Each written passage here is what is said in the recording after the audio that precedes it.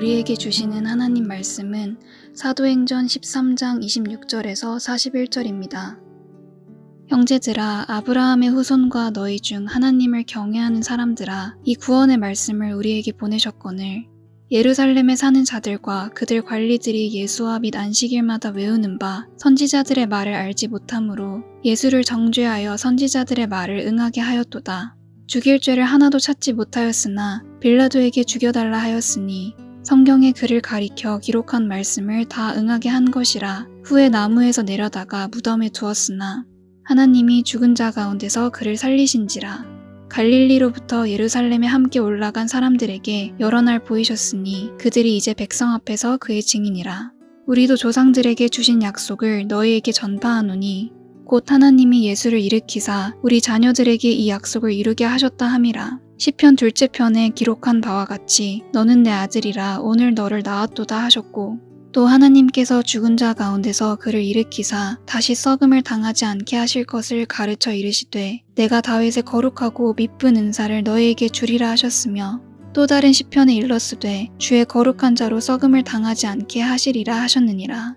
다윗은 당시에 하나님의 뜻을 따라 섬기다가 잠들어 그 조상들과 함께 묻혀 썩음을 당하였으되 하나님께서 살리신 이는 썩음을 당하지 아니하였나니, 그러므로 형제들아, 너희가 알 것은 이 사람을 힘입어 죄사함을 너희에게 전하는 이것이며, 또 모세의 율법으로 너희가 의롭다 하심을 얻지 못하던 모든 일에도 이 사람을 힘입어 믿는 자마다 의롭다 하심을 얻는 이것이라.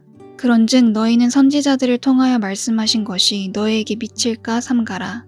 일러스되 보라, 멸시하는 사람들아, 너희는 놀라고 멸망하라. 내가 너희들을 당하여 한 일을 행할 것이니 사람이 너희에게 일러줄지라도 도무지 믿지 못할 일이라 하였느니라 하니라. 아멘. 오늘 본문은 1차 전도 여행 중에 비시디아 안디옥에서 바울이 설교하는 내용입니다. 원래 1차 전도 여행은 바울과 바나바 그리고 마가까지 세 사람이 출발했지만 마가는 중간에 포기했기 때문에 지금 여기는 바울과 바나바 두 사람이 있습니다. 바울과 바나바 두 사람 중에 아무래도 바나바가 여러모로 봐서 선배고 연륜이 깊었을 텐데 지금 대표로 바울이 설교하고 있습니다. 그 이유가 뭘까요? 지금 이곳은 비시디아 안디옥이긴 하지만 유대인들이 모이는 회당입니다. 바울은 유대교에서 유명한 랍비의 제자 출신이기 때문에 발언권을 얻기 쉬웠을 것입니다. 하지만 더 큰 이유가 있습니다. 오늘 보신 이 바울의 설교는 사도행전 2장에 나오는 오순절 베드로의 설교와 분량이나 내용, 흐름이 비슷합니다. 그것은 같은 메시지가 예루살렘에서는 베드로의 입을 통해 증언이 되는데 이방 땅에서는 바울의 입을 통해 증언되고 있는 것이죠. 사도행전의 중심축이 베드로에서 바울로 옮겨가고 있음을 보여줍니다. 예수님께서는 사도들이 예루살렘과 온 유대와 사마리아를 거쳐서 땅 끝까지 증인이 될 것이라 말씀하셨는데, 하나님의 역사가 지금 예루살렘에서 이방 땅으로 확장되어 가는 것을 상징적으로 보여주는 것이라고 할 수가 있습니다. 바울의 설교가 말입니다. 오늘 본문은 사도 바울의 설교 후반부입니다. 전반부는 구약의 내용을 쭉 훑었습니다. 이스라엘의 광야 이야기, 그리고 다윗 이야기를 거쳐서 예수님에 이르기까지 구약 역사를 다루었습니다. 지금 이곳이 이방 땅이기는 해도 유대인들이 모여있는 회당에 있기 때문에 유대인들이 이해하기 쉬운 그런 방식으로 설교를 하고 있는 것입니다. 지금 유대인들에게 이렇게 말을 하는 것이죠. 여러분들이 알고 있는 그 구약 역사가 다른 것이 아니라 예수님으로 향하고 있었습니다 라고 말하는 것입니다. 오늘 본문 설교 후반부를 보겠습니다. 이렇게 시작합니다. 26절입니다. 형제들아 라고 하면서 아브라함의 후손과 하나님을 경외하는 사람들아 라고 두 그룹을 지칭합니다. 아브라함의 후손은 정통 유대인들을 말하는 것이고, 하나님을 경외하는 사람들은 이방인 출신이긴 했지만 구약을 믿어서 유대교로 들어온 사람들을 가리킵니다. 그런데 이 두 부류의 사람을 한꺼번에 형제들이라고 묶어서 이야기하는 것이죠.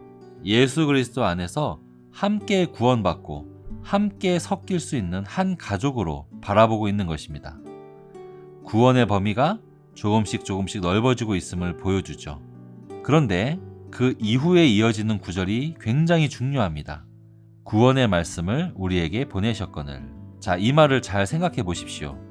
지금 이 말씀을 듣고 있는 유대인들과 또 이방인들, 이미 구약을 잘 알고 또 하나님을 믿는다고 자부하는 사람들입니다. 그런데 그들에게 이렇게 말하는 것입니다. 구원의 말씀을 우리에게 보내셨다. 그렇다면은 당신들에게는 지금 구원이 있다는 뜻입니까? 없다는 뜻입니까? 구약을 잘 믿는 유대인들 당신들에게는 아직은 구원이 없다는 뜻입니다. 구원의 말씀이 당신들에게 있는 게 아니라 예수 그리스도의 제자이 된 우리에게 있다. 지금 설교하고 있는 바울과 바나바에게 있다. 라고 말을 하는 것입니다. 여기 모인 사람들은 이미 자기 자신을 하나님의 선민으로 구원받았다고 여기는 사람들입니다. 그런데 당신들은 아직 구원을 못 받았습니다. 라고 선포하는 것이죠. 그것을 더 확실하게 27절에서 이어서 말합니다. 예루살렘에 사는 사람들, 당신과 같은 유대인들이 하나님의 뜻을 하나도 모르고 급기야 메시아이신 예수를 죽였다고 합니다. 그런데 하나님께서는 그 예수 그리스도를 살리셨다라는 사실을 전하는 것이죠. 그러니까 유대인들, 당신들이 이 사실을 믿지 않으면 아무리 유대교를 믿고 종교적인 행위를 살고 회당에 모여서 무언가를 해도 구원과는 무관하다라고 하는 것입니다. 자, 이 사람들, 설교를 듣고 있는 유대인들과 또 이방인 출신 유대교인들, 그들은 스스로를 구원받은 자라고 여겼을 텐데 그 근거가 뭐겠습니까? 스스로 구약을 잘 알기 때문이라고 생각하는 것이죠. 구약이 하나님이 자기들을 선택했다고 믿기 때문입니다. 그리고 그거에 따른 행위를 하고 있기 때문이죠. 그런데 바울은 그 생각을 산산조각 냅니다. 바울은 지금 이렇게 말합니다. 당신들이 구약을 잘 안다고 생각하지만 사실은 구약의 진짜 뜻을 잘 모르고 있다 라고 지적하는 것이죠. 그래서 33절에는 구약 시편 2편을 인용했고요. 34절에는 구약 이사야 55장을 인용했고요. 또 35절에는 구약 시편 16편을 연달아서 인용합니다. 그것을 통해서 구약 자체가 사실은 예수 그리스도를 가리키고 있었다라는 것을 말하는 것이죠. 39절에 모든 설교의 결론을 확실하게 내리고 있습니다. 당신들은 모세의 율법을 통해서는 의롭게 될 수 없지만 예수 그리스도를 믿는 믿음으로 의롭게 된다. 그렇게 선언하는 것이죠. 이것이 복음의 핵심입니다. 다른 행위나 다른 조건이 아니라 예수님으로 구원받는 것입니다. 바울은 이 설교 말고도 사도행전 이후에 여러 차례 설교를 합니다.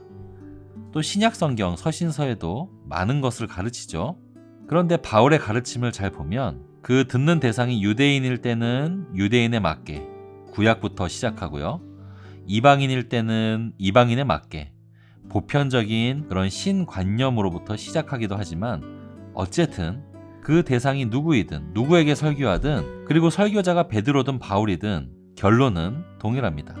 예수님을 믿는 믿음으로 구원을 얻는다는 것이죠. 출발점은 다르지만 목적지가 같은 것입니다.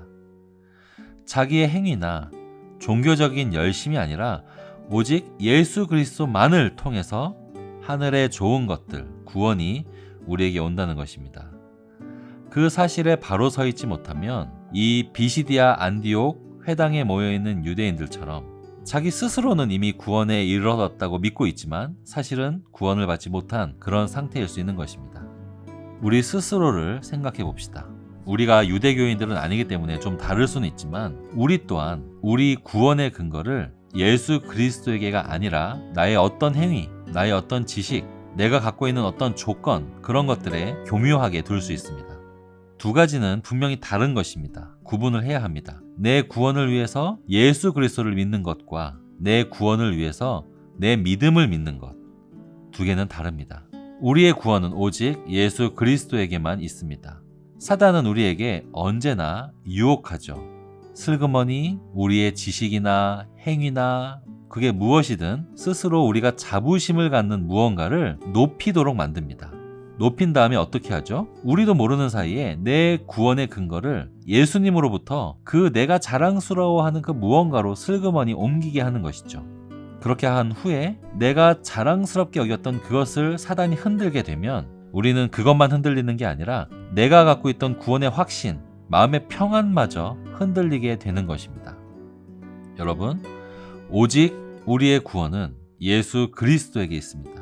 그분이 변하지 않는 그분의 의지로 우리를 선택하시고 우리를 위해 돌아가시고 부활하신 그 모든 일이 언제 일어났습니까? 우리가 태어나기도 전에, 우리가 뭔가를 잘하기나 잘 못하기 전에 이미 일어난 일입니다.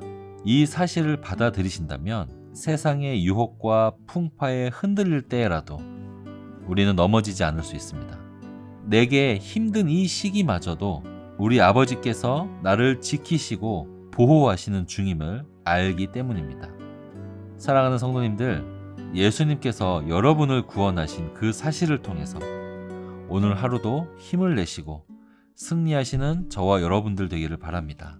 두 가지 기도 제목으로 기도하겠습니다. 첫 번째, 오직 예수 그리스도의 공로를 의지하는 참된 믿음을 가질 수 있게 하여 주옵소서. 두 번째, 내일 있을 주일 예배를 통해서 살아계신 하나님을 만나는 시간이 되게 하여 주옵소서. 이렇게 기도하시겠습니다.